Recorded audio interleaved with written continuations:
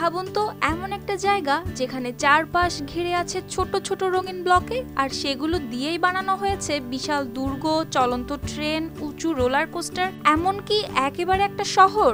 মনে হয় যেন খেলনা দিয়ে গড়া একটা আস্ত দুনিয়া। এটা হলো লেগোল্যান্ড। আর এই রঙিন কল্পনার জগৎটা এবার বাস্তবে রূপ পেয়েছে চীনের সাংহাই শহরে। এখন পর্যন্ত এটিই বিশ্বের সবচেয়ে বড় লেগো পার্ক।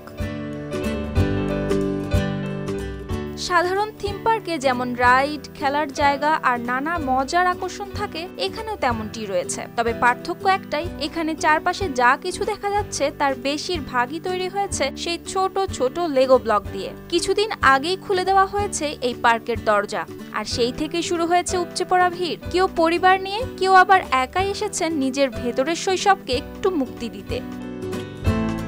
সব মশার বিরুদ্ধে সুরক্ষা দিতে এলো বসুন্ধরা এক্সট্রিম অ্যারোসল, মশার বিরুদ্ধে এক্সট্রিম সুরক্ষা।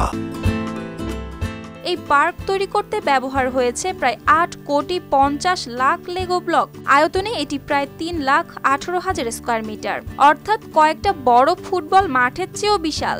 আর এখানে আছে 8টি আলাদা আলাদা theme zone, live puppet show, রঙিন রোলার কোস্টার সহ বোট রাইড, যেখানে শিশুদের পাশাপাশি বড়রাও ভেসে যায় একরাশ শৈশবের আবেশে।